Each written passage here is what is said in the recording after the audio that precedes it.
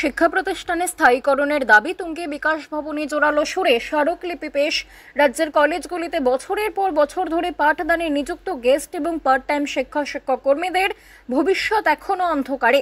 তাই এবার ক্ষোভে ফেটে পড়লেন তারাই। পশ্চিমবঙ্গ কলেজ অস্থায়ী শিক্ষক কর্মী মঞ্চের উদ্যোগে আজ বিকাশ ভবনে শিক্ষা দফতরের আধিকারিকদের হাতে একটি গুরুত্বপূর্ণ স্মারকলিপি তুলে দেওয়া হলো।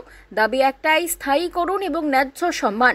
প্রায় 10 থেকে 20 বছরের অভিজ্ঞতা থাকা সত্ত্বেও এখনো পর্যন্ত সরকারি স্বীকৃতি নেই বহু শিক্ষকের। তাদের অভিযোগ, নীতিহীন শিক্ষানীতি এবং উপেক্ষা তাদের ভবিষ্যৎকে করে তুলেছে অনিশ্চিত।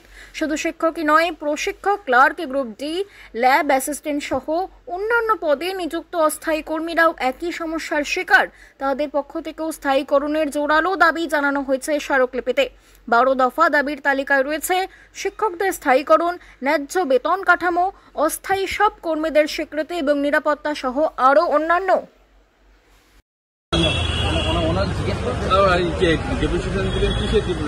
এই ডেপুটেশন এটা আজকে দেওয়া ডেপুটেশন না, আমাদের এই দাবি বা এই আন্দোলন এটা আমাদের দীর্ঘদিনের।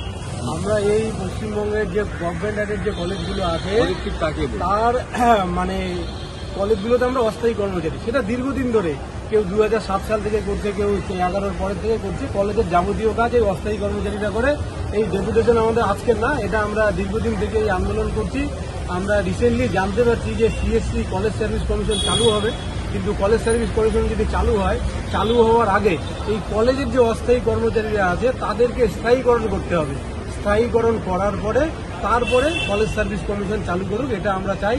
এই কলেজগুলোর একটা ছাত্রের ভর্তির থেকে শুরু করে রেজিস্ট্রেশন থেকে শুরু করে যাবতীয় কাজগুলো এই অস্থায়ী কর্মচারী দ্বারাই কিন্তু পরিচালিত হয়।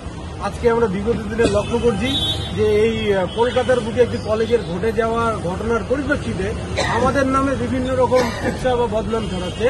মনোজিৎ মডেল, যে একজন মনোজিতের জন্য বাকি অস্থায়ীরা যে মনোজিৎ সেটা হতে পারে না।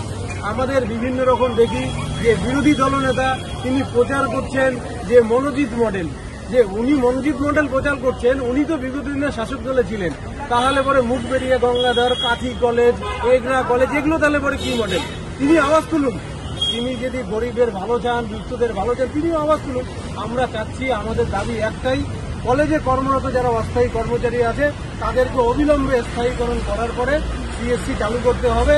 না হলে পরে আমরা আগামী দিনে বৃহত্তর আন্দোলনে আমরা সামিল হচ্ছি, এটা একদম নিশ্চিত। শুধু কি এই একটাই দাবি নিয়ে আজকে এলেন নাকি আরো অন্যান্য দাবি? আমাদের দাবি অন্যান্য আছে, কিন্তু আমাদের এজেন্ডা এখন একটাই। আগে আমাদের স্থায়ীকরণ করতে হবে, আমাদের সরকারি স্বীকৃতি দিতে হবে।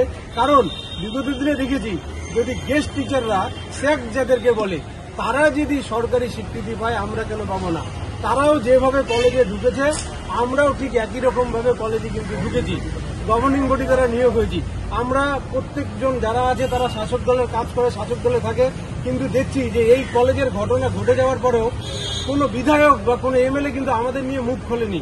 শুধু একজনকেই দেখেছি আমরা, যিনি ভাঙড়ের বিধায়ক শওকত মোল্লা সাহেব, তিনি কিন্তু বলেছেন, অস্থায়ীদের হয়ে দাঁড়িয়েছেন, তিনি অস্থায়ীদের হয়ে কলেজের কথা বলেছেন। কিন্তু বাকি যারা আছে সকলকে বলতে লাগবে।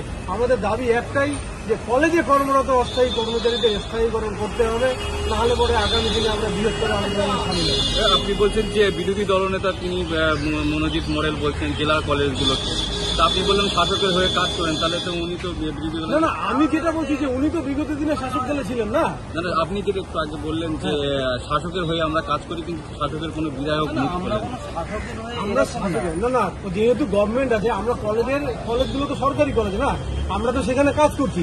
আমি বলেছি যে বিরোধী দলনেতা উনি প্রশ্ন করছেন যে মনোজিৎ মডেল, ভাইপো মডেল বলছেন। তা আমি বলছি যে বিগত দিনে উনি তো শাসক দলেই ছিলেন বর্তমান সরকারে। তো তখন আমিও নিজে জানি যে এই যে এগরা কলেজে, মুখবেড়িয়া, গঙ্গাধর, কাঠি কলেজে ওনার দ্বারাও তো অস্থায়ী কর্মচারী নিয়োগ হয়েছে। তাহলে পরে সেগুলো কি মডেল ছিল? তো সেটা বড় প্রশ্ন নয়। আমরা চাচ্ছি যে কলেজে যারা অস্থায়ী কর্মচারী আছে তাদেরকে অবিলম্বে স্থায়ীকরণ করা হোক, এটাই আমাদের মূল এজেন্ডা। ঠিক আছে।